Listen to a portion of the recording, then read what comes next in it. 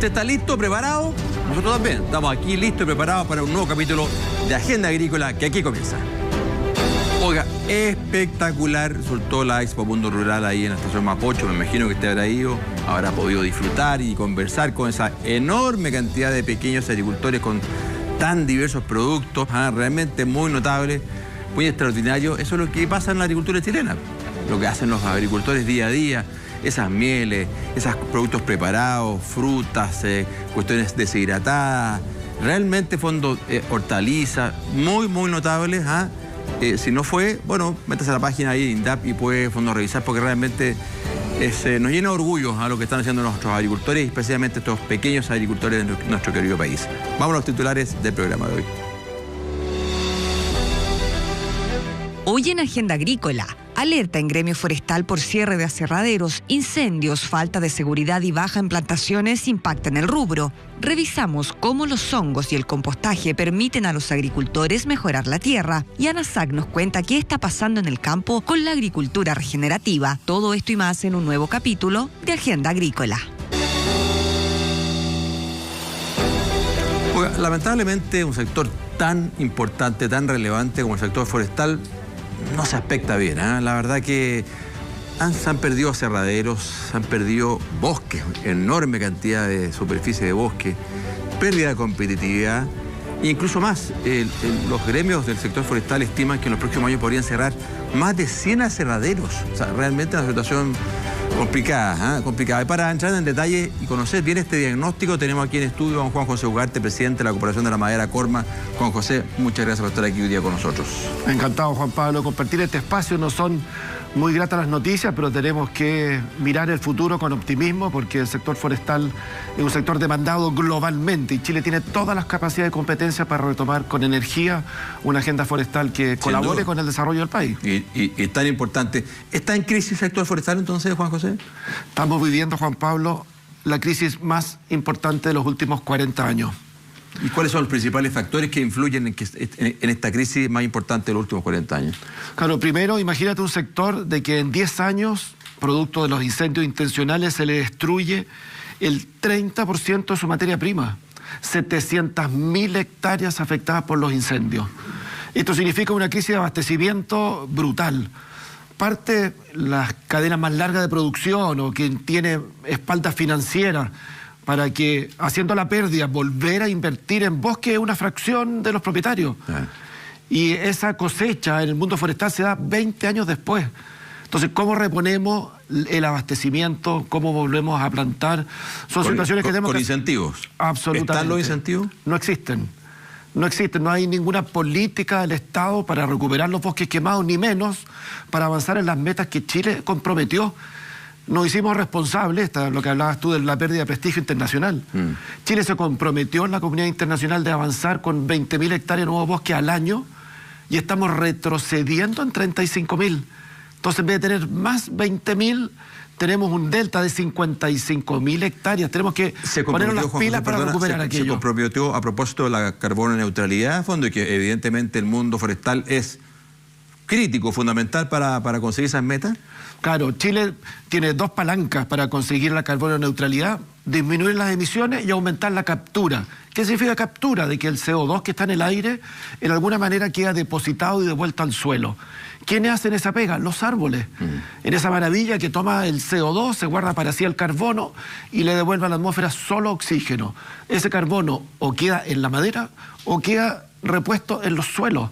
Por lo tanto, más bosque es más agua, es más aire, es mejor calidad ambiental y podemos atender demandas sociales tan importantes como la vivienda a partir de una producción sustentable del bosque chileno. Juan José, entonces pérdida de ese 30% de la masa a fondo de las hectáreas de superficie de bosque.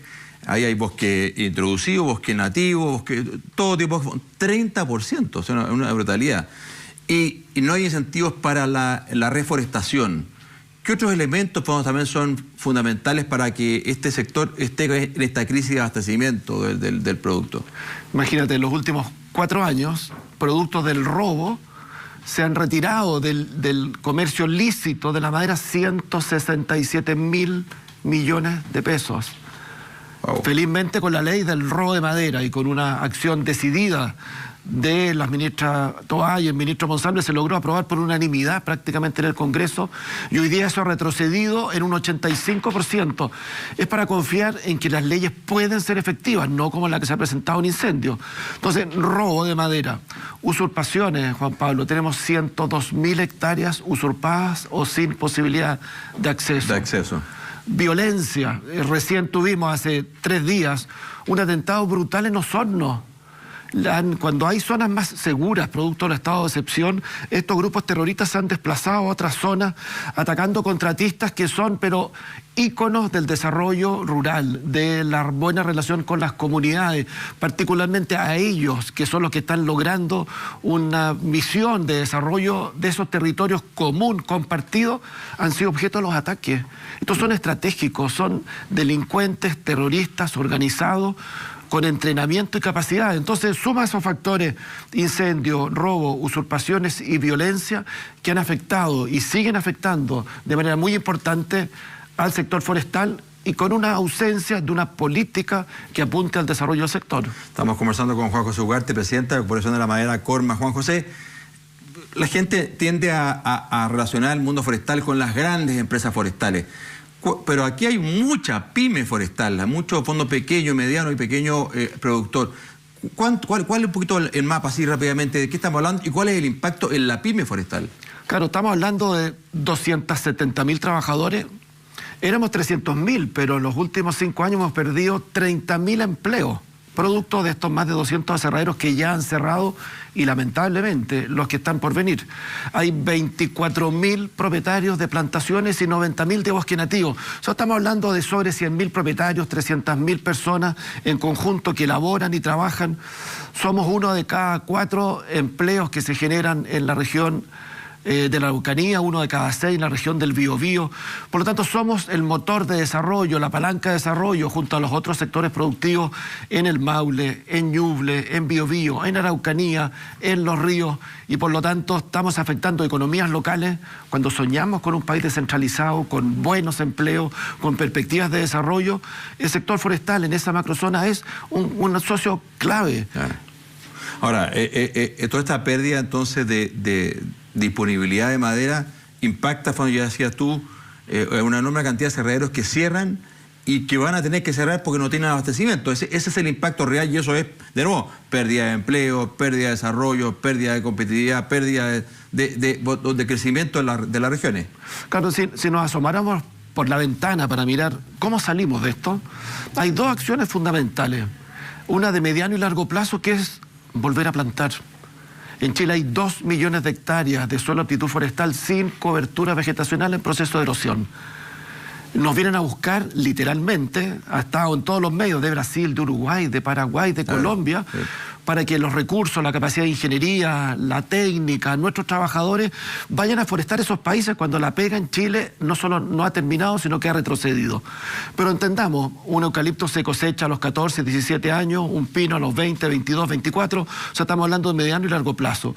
En lo inmediato tenemos que colocar valor agregado en las pymes, tenemos que hacer inversión en innovación y en tecnología. Aquí el Ministerio de Economía y Corfo es fundamental.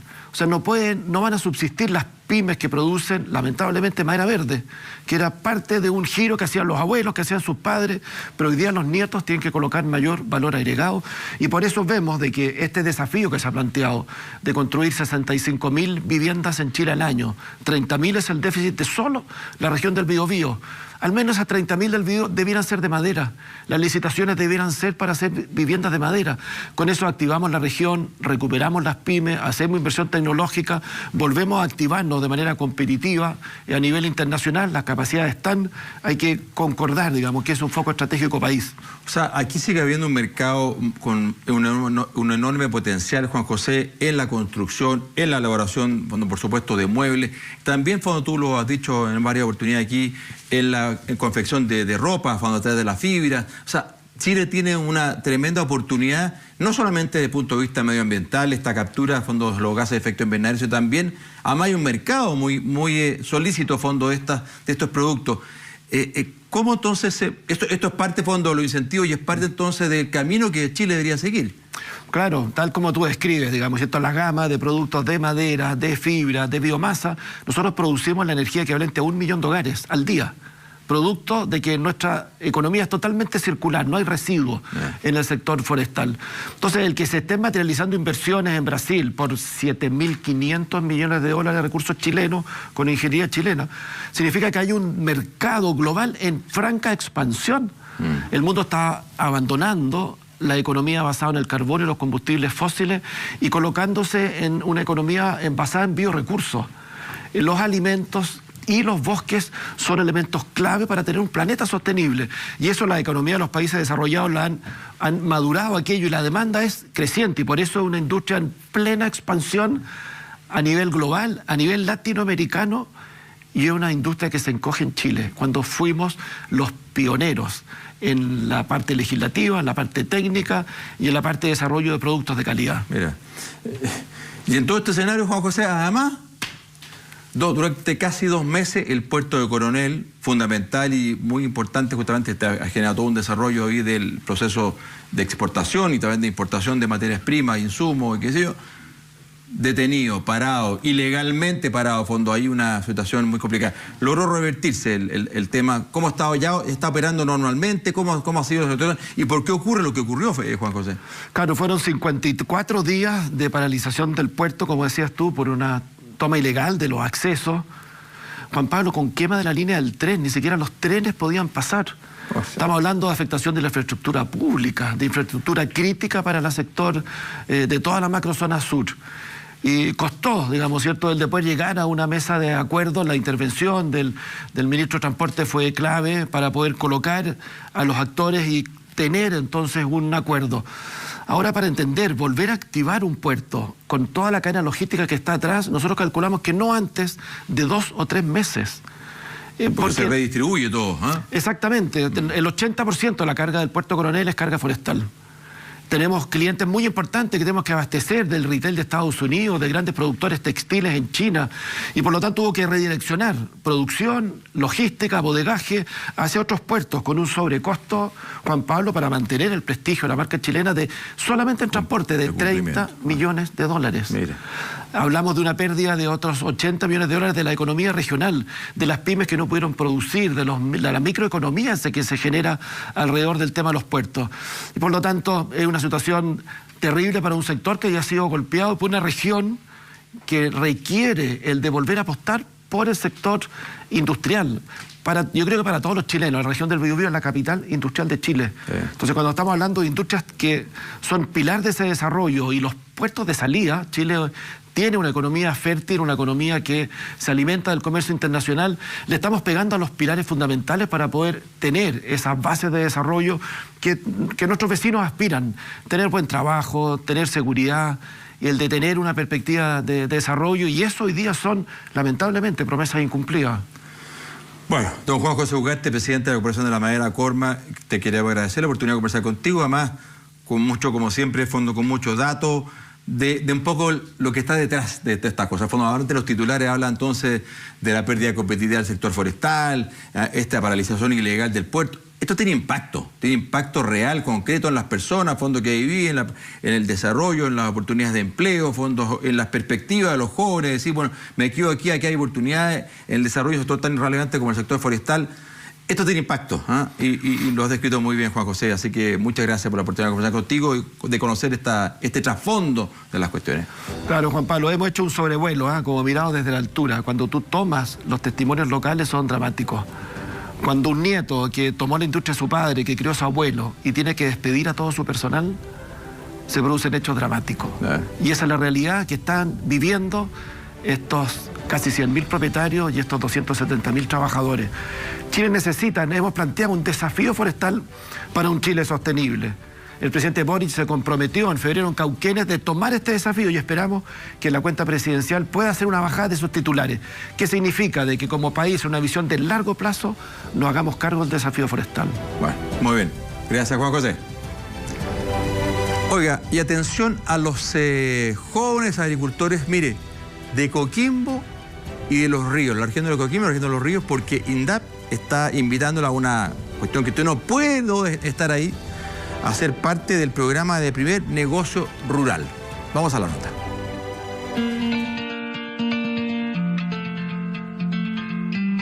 INDAP inició el proceso de postulaciones al nuevo programa Mi Primer Negocio Rural, dirigido a jóvenes entre 18 y 40 años. Se trata de un piloto ejecutado en las regiones de Coquimbo y Los Ríos, focalizado para que dicho segmento implemente y desarrolle emprendimientos silvoagropecuarios o actividades conexas de manera formal ante el Servicio de Impuestos Internos. Las y los jóvenes interesados deben estar acreditados como usuarios del Servicio del Agro, inscribirse a través de la ficha disponible en la web de INDAP y completar una encuesta en la agencia de área en la que habitualmente reciben asesorías y acompañamiento. Estos son recursos concretos que estamos poniendo para poder lograr que las juventudes permanezcan en el campo, que se queden, que desarrollen negocios también innovadores, que generen, ¿no es cierto?, más seguridad alimentaria en el país, y de esa forma podamos contar obviamente con alimentos en el tiempo, que también permanezcan las tradiciones campesinas, y de esa manera poder tener también acceso a una alimentación más saludable. Los interesados e interesadas en postular al concurso deben tener presentes los siguientes requisitos: estar acreditado como usuario o usuaria de INDAP y tener entre 18 años cumplidos y 40 años al momento de postular, estar clasificado como microproductor o productor familiar y no tener inicio de actividades. Sin embargo, y de manera excepcional, podrán participar jóvenes con iniciación de actividades, pero no deben registrar ventas durante los últimos 2 años en el Servicio de Impuestos Internos por concepto del desarrollo de un negocio silvoagropecuario y conexo contado desde la fecha de la postulación. Es importante mencionar que si el joven está participando en algún programa de asesoría técnica que brinde el INDAP y su proyecto queda seleccionado para pasar a la segunda fase de Mi Primer Negocio Rural, el beneficiado o beneficiada deberá renunciar a la herramienta en la que se encontraba antes que se le asignen los recursos económicos definidos en este nuevo programa.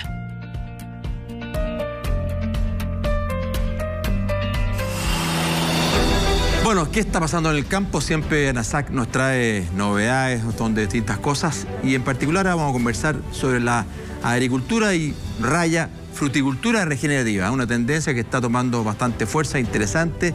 Para eso tenemos aquí en estudio a don Rodrigo Sapiegni, director de AIN Consultores. Rodrigo, muchas gracias por estar aquí hoy día con nosotros. Muchas gracias por invitarme. Encantado. Cuéntanos primero, para poner el contexto, ¿qué es la agricultura regenerativa? Cuando estamos hablando de regenerativa, ¿de qué se trata, Rodrigo? Y particularmente en el caso de la fruticultura.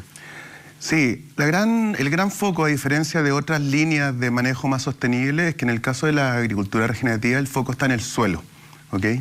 En mejorar la salud del suelo, desde los parámetros físicos, químicos, pero también biológicos, que probablemente esa parte es la que teníamos un poco más olvidada.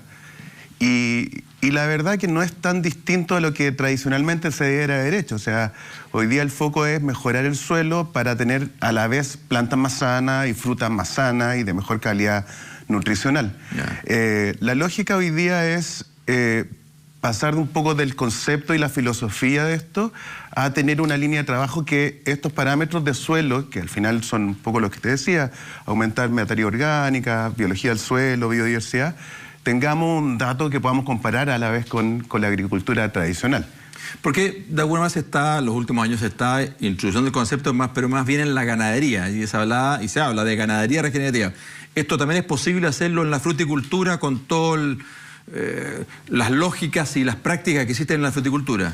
Así es, de hecho nosotros estamos trabajando en nuestros proyectos con la gente que viene de la ganadería, que probablemente son los que tienen más experiencia en la metodología. Estamos trabajando con Efecto Manada, que hoy día nos da un poco de soporte. Perfecto. Que ellos han hecho incluso una certificación de la agricultura regenerativa. Ahora, independiente del cultivo o si son animales o plantas, nuevamente lo que tienen en común todo es que el foco es mejorar la calidad del suelo y no solo la calidad del concepto tradicional, sino que también por el lado que tiene que haber una fijación de carbono, aumento en materia orgánica y aumento en la vida del suelo como concepto. Y eso es común de la parte ganadera. Y de hecho nos estamos agarrando un poco la experiencia de ellos, que llevan hartos años en esto. En el sur de Chile hay varios proyectos que están trabajando en ganadería regenerativa. Y el desafío hoy día que estamos empujando nosotros es aplicar un poco la filosofía de trabajo, pero ahora en la fruticultura, que es el desafío. ¿Y ya hay data, Rodrigo, ya hay data concreta en el mundo de la fruticultura, de este impacto justamente a partir de este suelo más nutritivo, un suelo fondo más rico, que esto tiene un impacto finalmente en el desarrollo del frutal, del árbol y de la fruta finalmente? Mira, a nivel incluso mundial, en desarrollo en fruta, hay algunas cosas, pero no hay mucho. Y la verdad que probablemente el país que más le interesa la fruticultura somos nosotros. Entonces, hoy día la idea es agarrar estos ejemplos y validarlos en nuestras condiciones, que es lo que de repente no se puede hacer un copy-paste de lo que se hace en otros lados. Hoy día nosotros sí tenemos ya data preliminar de los proyectos, cosas muy interesantes que nos han permitido, por ejemplo, bajar mucho el uso de algunos insumos, fertilizantes sobre todo, y obtener, que es una parte súper importante dentro también del objetivo, frutas de mejor calidad, ¿ya? Mejor calidad en parámetros, tenemos unos datos de mejores contenidos incluso de magnesio, calcio e incluso materia seca. Entonces, en definitiva es, uno dice, bueno, si uno quiere tener fruta sana, tiene que partir de un suelo sano y unas raíces sanas. Bien, bien, por supuesto. Ahora, Rodrigo, esto también va en la línea, a fondo, de que, como decimos en la agricultura, a fondo queremos decir que la agricultura es parte de la solución y no del problema, ¿eh? Entonces, desde el punto de vista de sostenibilidad y de captura de gases de efecto invernadero, esto se observa y se ve, a fondo, realmente el suelo es un capturador muy evidente de gases de efecto invernadero. Así es. De hecho, uno puede entrar en esto por distintos lados. O sea, yo partí en esto porque empecé a ver que habían mejoras significativas en la productividad y en la calidad de la fruta cuando uno se enfocaba en el suelo, conceptualmente. Hay gente que se mete por el lado de los bonos de carbono o por el cambio climático y que encuentro que son líneas que no son excluyentes ni mucho menos. Se habla de que al final la agricultura regenerativa puede ser la herramienta más eficaz para frenar e incluso revertir el cambio climático. No hay otra. Y ahí es donde cuando uno por formación siempre ha estado en otra línea, pero cuando se da cuenta que el suelo además puede ser un lugar donde podemos fijar el carbono, aumentar microbiología, uno empieza a aprender algo nuevo y probablemente es lo que nos tiene mucho más entusiasmados hoy día. Y al final, independiente incluso si es que alguien quiere ser absolutamente regenerativo y cumplir todo, ya solo enfocándose en el suelo tenemos un impacto muy grande. Un poco eso es lo que estamos buscando. Fíjate, estamos conversando con Rodrigo Sapiaini, director de AIN Consultores. Rodrigo, claro, porque lo hablábamos justamente en la entrevista anterior con Juan José Ugarte de Corma. Chile, de fondo, tiene un compromiso y tú puedes nosotros bajar las emisiones o aumentar las capturas, digamos. Y está el mundo del bosque y también está el mundo del suelo, fondo, donde de verdad hay un reservorio muy importante de carbono que además tiene una tremenda buena noticia. A fondo, se ha generado una materia orgánica y finalmente lo que tú dices de darle un mejor sistema al desarrollo de esa planta, de esa fruta. Así es, y si nosotros consideramos, por ejemplo, los conceptos como de huella de carbono, por un lado tenemos esta fijación de carbono que vamos a tener en el suelo, y por otro lado, cuando tú, en definitiva, reactivas el suelo, la nutrición del suelo, va a necesitar menos fertilizantes. Y probablemente los fertilizantes son los que más te suben tu huella de carbono. Entonces, tiene un efecto por varios lados que van un poco en esa línea. Ahora, ¿qué un fruticultor que nos está escuchando, Rodrigo? ¿Cómo parte? Fondo, ¿Cómo hacemos, fondo, que de alguna manera se vaya involucrando en estas nuevas prácticas? ¿Son realmente distintas o son prácticas que tal vez ya hace, y a lo mejor hay que hacer alguna sintonía fina? ¿Cuál es un poquito el proceso para ingresar a esta fruticultura regenerativa? Mira, la gran gracia de esto es que uno dice que es algo nuevo, pero probablemente es volver absolutamente a las tradiciones de cómo se hacía la agricultura antes. Yeah. ¿Cuál es la diferencia? Que hoy día la estamos haciendo con una base científica y ocupando también tecnología para apoyar en este proceso. El primer paso hoy día probablemente es romper algunos paradigmas que hay, ¿ya? Hay herramientas que son clave en esto. Uno es mantener el suelo cubierto, ¿ok? Como cualquier ser vivo, y si pensamos en el suelo como un ser vivo, hay una capa protectora. Yeah. Y esa capa protectora es la materia orgánica. Entonces, si nosotros rastreamos, damos vuelta al suelo, esa capa la perdemos o la metemos hacia abajo. Entonces, una de las cosas que de estos paradigmas que hay que romper, sobre todo en la zona central y hacia el norte de Chile, es que hay que ver las malezas no como un enemigo, sino que hay que convivir con ellos. Porque si tú lo piensas, cuando tú tienes un suelo con pasto, ¿ya? No hablemos de maleza, tiene un montón de beneficios también. O sea, hoy día con naturales, no, y además por el cambio climático estamos viendo eventos muy fuertes de distintas índoles. O sea, por un lado, temperaturas muy extremas. Cuando tú tienes pasto, las temperaturas que puedes tener en la fruta pueden ser de 10 o 15 grados menos.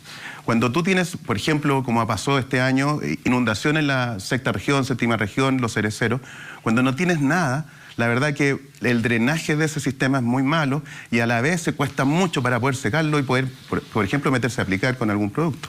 Entonces, yo creo que cuando uno lo explica de esa manera a los agricultores, lo entienden y es más fácil entrar. Ya. Y como además, esto se basa, como te decía, mantener cubierto, nosotros ocupamos mucho el mulch como estrategia en frutales. Bueno, en frutales tenemos riego, ¿ya? Riego tecnificado. Entonces, la lógica es que el riego siempre tiene que estar sobre una capa de materia orgánica. Entonces, el mulch nos ayuda mucho para eso.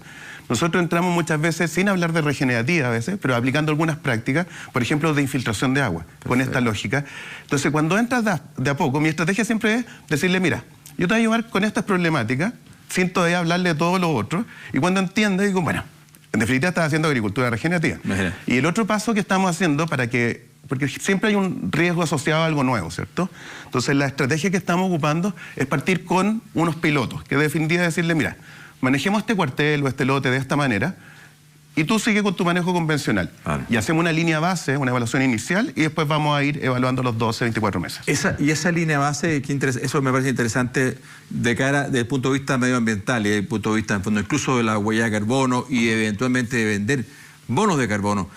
¿Se está midiendo esa línea base, en fondo, lo que hoy día tengo y lo que puedo llegar a tener en un par de años desde el punto de vista de la captura de carbono? Sí, si bien no es nuestro objetivo final, creemos que para algunos puede ser muy importante. Entonces, la metodología que estamos ocupando, estamos siguiendo las bases metodológicas que se ocupan internacionalmente para medirlo. Ya. Entonces, estamos haciendo muestras de suelo, en definitiva, en esta primera línea base, y la idea es ir en el tiempo demostrando cuál fue tu fijación de carbono. Perfecto, perfecto. En fondo, viendo, digamos, visibilizando el impacto que esto tiene, entonces, de todos los puntos de vista, en fondo, que incluso podría llegar a ser de vender bonos de carbono que están en el mercado, a fondo, y con el beneficio que significa más allá del desarrollo del frutal. Así es, y ahí nosotros partimos siempre de una base que sin data son solo buenas intenciones. Así es. Y creo que en el caso de la fruticultura, hoy día a nivel mundial, hay una guerra en contra del azúcar, ¿ya? O sea, hay un tema en contra del azúcar y los alimentos que tienen mucho azúcar. Yo creo que hoy día, si nosotros le damos un valor a la fruta, que lo tiene, pero además lo demostramos que con este manejo vamos a tener frutas de mayor densidad alimenticia y que tienen un montón de beneficios, creo que el camino que tenemos para diferenciarnos incluso con nuestros competidores. Hoy día en Chile tenemos que diferenciarnos por calidad y por el concepto global, no solo que la fruta sea bonita, grande y con bricks, no, por la calidad del proceso, su calidad nutricional, y esa creo que es la línea de trabajo que nosotros estamos viendo como una oportunidad también para Chile. Más que cantidad, calidad. Así es. Don Rodrigo Sapeaín, director de AIN Consultores, muchísimas gracias por la oportunidad de conversar contigo, un tema tan interesante que está avanzando a pasos agigantados. Muchas gracias. Gracias, que esté muy bien. Nosotros vamos a una breve pausa y ya volvemos con más Agenda Agrícola.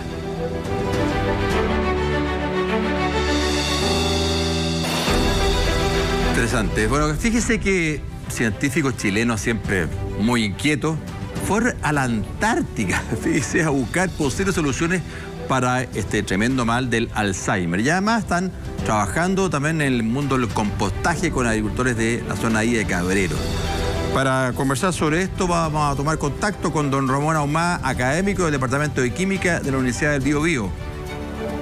Ahí está. Ramón, ¿cómo estás? Qué gusto saludarte. Hola Juan Pablo, muchas gracias por invitarme, muchas gracias por el espacio. Segunda vez que ya tenemos una entrevista, así que feliz de estar aquí, de contar lo que estamos haciendo acá en el laboratorio, lo que estamos trabajando. Muy bien, excelente, Ramón. Ramón, mira, es bastante curioso. ¿Por qué creen ustedes que en la Antártica pueden haber sus posibles soluciones para el Alzheimer? ¿De dónde surge toda esa investigación? Mira, nosotros veníamos trabajando ya con todos los hongos andino-patagónicos, buscando hongos, por ejemplo, en humedales, buscando hongos en distintas condiciones. En general, el hongo para nosotros es como una batería química de metabolitos secundarios.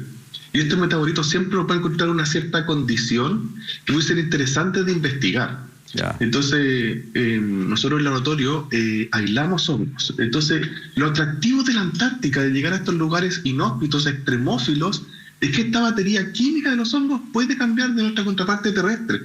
Entonces, podríamos encontrar ahí un espacio químico, a lo que le llamamos este espacio metabolitos, que pudiesen tener condiciones y características distintas a las que se han investigado, para encontrar nuevas moléculas potencialmente reductoras del beta-amiloide, que en el fondo es el péptido que genera esta condición del Alzheimer en el cerebro, que obviamente es una enfermedad muy, muy triste, que tiene una alta relevancia sobre los 60 años, sí, que produce esta enfermedad que son olvido y demencia en general. Y entonces van a la Antártica, Ramón, ¿y qué encuentran? ¿Son hongos muy distintos, desarrollo de hongos muy distintos? ¿Qué es lo que encuentran y qué ha pasado fondo luego justamente de esa visita? Mira, aquí estamos viendo imágenes de nuestra primera visita. Ya llevamos 2 visitas a la Antártica y es muy curioso porque en la Antártica uno encuentra setas, se encuentra callampas de hongas dentro de los musgos. Es muy raro encontrar pasto, encontrar vegetación normal, plantas no existen, pero existen muchos musgos y muchos hongos. Nosotros vamos y tomamos muestras de sedimentos, de hielo, del permafrost, de pequeños ríos que se forman, vertientes, lagunas, y de todos ellos vamos aislando distintos hongos que son los degradadores heterótrofos de este ecosistema. Entonces, estos hongos, nosotros logramos aislar ya en la primera visita casi 100 hongos. De estos 100 hongos, el 10% son hongos nuevos. Entonces, toda una química nueva. O sea, hongo realmente desconocido, Ramón, ustedes no estaban en la descripción inicial.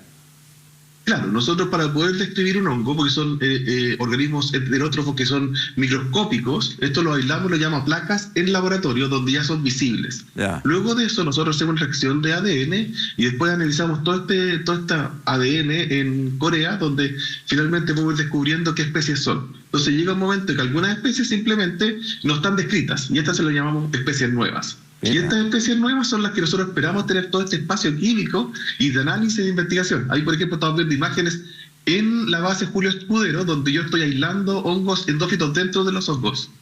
Fíjate qué cosa más interesante. Bueno, ¿y cómo avanzan los resultados, Ramón? ¿Cómo están trabajando hoy día ya en el laboratorio, ahí en la universidad, justamente para ir en busca de esa solución al Alzheimer? Mira, en el laboratorio Química Aplicada Sustentable de la Universidad del Biobío, donde desarrollamos la investigación, estamos trabajando con varias líneas, por ejemplo, de Alzheimer, ¿cierto? Donde estamos viendo ya resultados prometedores de una reducción del péptido beta-amiloide, que en el fondo es el que genera la enfermedad del Alzheimer, pero también estamos viendo otras líneas de investigación, como por ejemplo cáncer colorectal, cáncer de labio, cáncer de distintas células o distintas líneas celulares de investigación. Entonces, para eso tenemos estudiantes de bioquímica que van a hacer su pasantía al laboratorio, que hacen sus investigaciones, que ven la citotoxicidad, porque obviamente si queremos utilizar algún compuesto químico tenemos que saber que no es citotóxico, y luego de eso poder analizar la química que está detrás. Perfecto. Entonces es súper apasionante porque estamos viendo cosas nuevas, estamos descubriendo nuevas moléculas y son un mundo súper nuevo de investigación en el fondo. Realmente notable. Estamos conversando con Ramón Ahumada, académico del Departamento de Química de la Universidad del Biobío. Ramón, pero ustedes no se quedan quietos, no se quedan tranquilos, y no solamente tienen esta línea de investigación notable, extraordinaria, sino también están haciendo un trabajo súper interesante en el mundo del compostaje con agricultores de Cabrero. ¿Por qué no nos cuenta un poquito cuál es el norte, cuál es el objetivo, cuáles son los avances a ese respecto? Mira, este proyecto me apasiona un montón porque yo soy doctor en ciencias ambientales y siempre uno quiere dejar como una huella en lo que hace. Y hoy en día en la región del Biobío tenemos una crisis que tiene que ver con los residuos que van en la basura de cada una de las personas. Hoy en día en promedio en Chile generamos 1 kilo de basura por persona promedio. La comuna de Cabrero está hablando de 32.000 personas, 32.000 kilos. De eso, casi sobre el 50, el 60% de esa basura es orgánica. Entonces nosotros ahí, como ven con vecinos, estamos analizando cómo poder recuperar esos residuos orgánicos a través del compostaje. Perfecto. Entonces este proyecto lo que busca es recuperar, y para eso tenemos un socio, aparte de la Municipalidad de Cabrero y todos nuestros vecinos de Cabrero que están capacitando, es también Maciza, que nos entrega el polvo MDF, que es un polvo fino que sale de la producción de paneles. Que es una mezcla donde se utilizan tanto el acerrín de maciza, que es un residuo industrial, como también los residuos orgánicos de las casas. Y ese compost no solamente queda en eso, sino que también un factor de innovación donde utilizamos hongos del género Trichoderma para después ese compost maduro agregarle esto y poder hacer también un control de enfermedades de la agricultura. pensando por ejemplo en enfermedades como Fusarium, Alternaria, Rhizoctonia, que afectan tomates, verduras, papas, etcétera. Al final hay toda una circularidad, Ramón, en estas cosas. Ahora, ahí hay un trabajo muy interesante, Ramón, fondo de punto de vista de las comunidades, trabajar de una suerte de capacitación, orientación a los vecinos, fondo de la comuna de Cabrero. ¿Cómo es ese trabajo, Ramón, de salir de la universidad a hacer fondos de trabajo más comunitarios? Mira, me encanta, Juan Pablo, juntarme con los vecinos, por ejemplo, hacer capacitaciones, vamos a Monte Águila, fuimos a Altos del Laja, fuimos a Cabrero, a Charrúa, a distintos colegios, liceo polivalente, hemos estado recorriendo. Yo digo, es un peregrinar de enseñando a la comunidad de lo importante que es recuperar tus residuos orgánicos. O sea, eso o va a un hoyo y genera CO2, metano y gases de efecto invernadero, o lo llevas a un compostaje y haces nutrientes para la agricultura. O sea, el cambio radical, el concepto de economía circular, porque además de esto unimos no solamente la comunidad, sino también la industria, que es productiva en el sector, y todos ellos en pos de llevar una agricultura mucho más sustentable. Entonces eso genera una suerte de poder, en el fondo, ir eliminando esto que hace efecto invernadero, y además de eso generando una agricultura sustentable. Ramón, ¿y esto cómo asociado más a la municipalidad, cómo avanza? Porque fondo uno es partir, claro, con el compostaje de los residuos orgánicos de la familia. Será un volumen importante pero pequeño, ¿no? Pero se va haciendo comunidad y se va generando un producto, este biocompost que ustedes tienen, que el objetivo, o ya está ocurriendo, se entrega, se vende a agricultores. ¿En qué etapa está el proceso? Mira, nosotros tenemos una cancha piloto que está en Chillán, donde ahí sí se produce un compost y es comercializable. En el caso del proyecto de la municipalidad, ahí lo que buscamos nosotros es que este compost, como es generado por la comunidad, también es que se entregue a la comunidad. No tiene un fin de negocio, sino que tiene un fin de una sustentabilidad. Perfecto. De un compromiso tanto de la municipalidad con sus residuos, que además de esto, uno tiene que pensar que cada tonelada de basura que va a un relleno sanitario, la municipalidad tiene que pagar por él. Claro. Los contratos más caros de la municipalidad son los de residuos. Y emite gases de efecto invernadero. O sea, esto es todo un problema, sí, al final.